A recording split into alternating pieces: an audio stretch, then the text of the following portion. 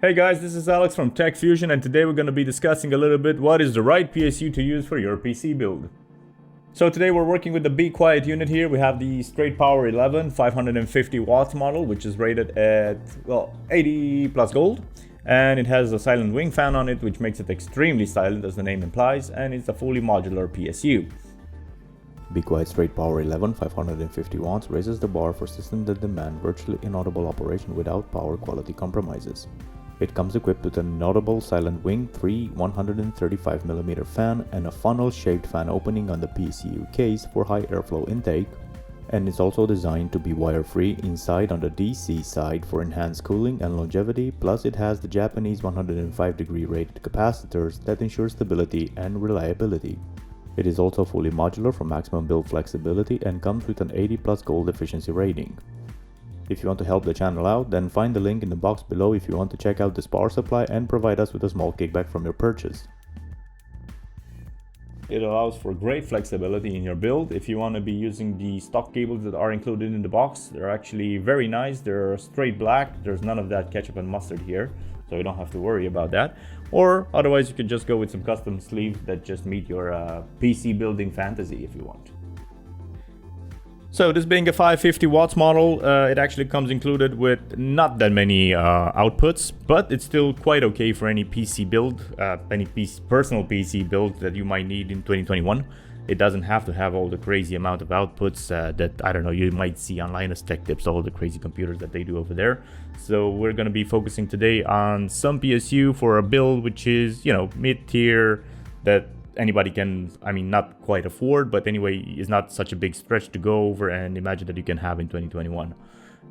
So for this purpose here, it's actually having one output for the 24-pin motherboard connection. There is another connection right here, which is a 6-pin for motherboards, depending on some models. And of course, you have the P8, P4 pin configuration, which is the power delivery for your CPU. And of course, you have some drive power supply outputs here. And then you have the PCIe 1 and 2. Actually, you can support up to 2 GPUs with this PSU here, on depending on some motherboards, of course. So this kind of covers the unboxing and presentation side of the Be Quiet PSU that we have on hand here. This is actually going to be the first part of many videos that will follow with all the components that we're going to put into this build that is the editing rig for this channel.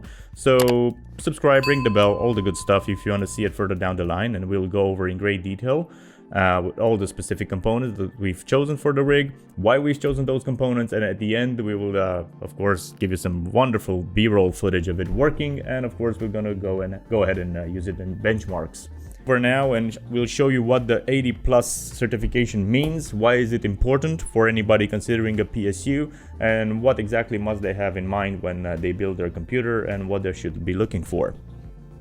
So what is the 80 plus gold certification that we have on the product here today? Well, if we go into the list over here, you see that the 80 plus is the first one that it starts out with. This is just an efficiency level certification that all the actual manufacturers of PSU, if they want to put these ratings on their products, then they have to abide by this specification given by this standard. So we have today the 80 plus gold here. I live in the EU, so we are using the 230 volts outlets. And if we just reference here, we see an efficiency up to 92% from a 50% power draw from the PSU. A bit higher if you go to 100% load, then it just kind of drops to 88%. Or of course, if you're underutilizing your PSU, again, it drops to 88%. So roughly what you can take out from this table right here is that peak efficiency is obtained at 50% utilization of the PSU. So this 50% margin that we've been showing here in the table, it actually comes right on the money, but in the real world, I don't think anybody is able to obtain the 50% rating efficiency out of their PCU, because all the components that go into a PC, even if you put it into a PC specs parts list and you check out all the wattages that they take in, these are all, they come with a plus and a minus. They're not fixed values by any means. We live in the world. We don't live in the perfect world. So even if you spec it out accordingly and you choose a PSU that you might think it's around 50%, it might be there, but it definitely won't be at the 50% mark.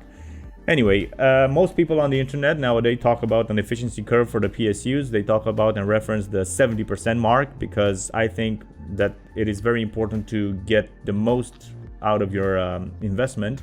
So the PSU, if it's, you know, you don't want to flat out use it like 100% capacity all the time, but you don't want to underuse it as well.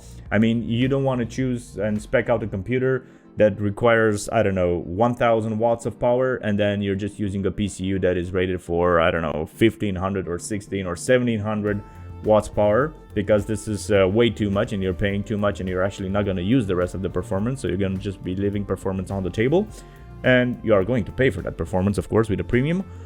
And as well, you don't want to fall into the other category where, I don't know, your system might take up 700 watts of power and you're just using the power supply like the one we have here, 550 watts, because it's not going to be able to supply all the power to all the components in your PC. So you're not going to get, maybe it's not going to even turn on, or you might have stability issues and things like that.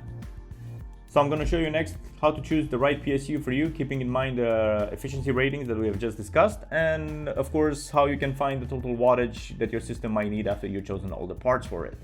So my go-to site when it comes to this is actually PC Part Picker. It's fairly nice. So what you can do here, you can just input all the parts of your PC build in here, and it will show you how well they go together, or if there is any part that doesn't go well together with anything that you have put in here, then it will show you in this compatibility window, which is a fairly nice feature set.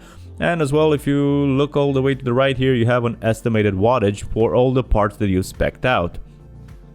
For example, this is the PC build that I have in mind for this channel, and I would greatly appreciate if you leave a comment down below with any other suggestions than the ones that I have just put in here.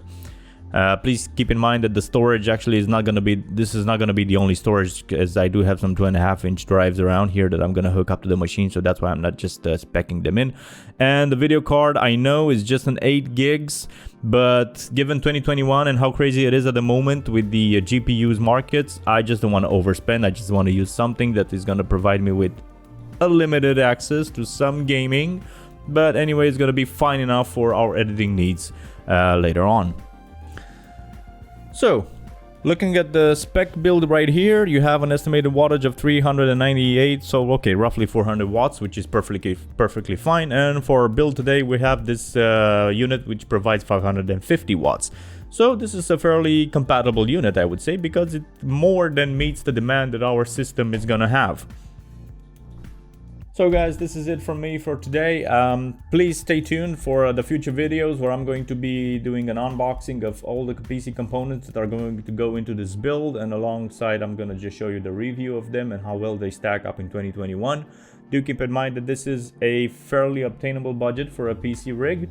It's not something over the top that you might see, like, I don't know, on Jay's 2 Cents channel or Linus Tech Tips. I really appreciate those guys, but sometimes the builds that they have in mind are just, in my opinion, way out of someone's budget. But anyway, stay tuned, subscribe for more, ring that notification bell, and see you in the next one. Thank you.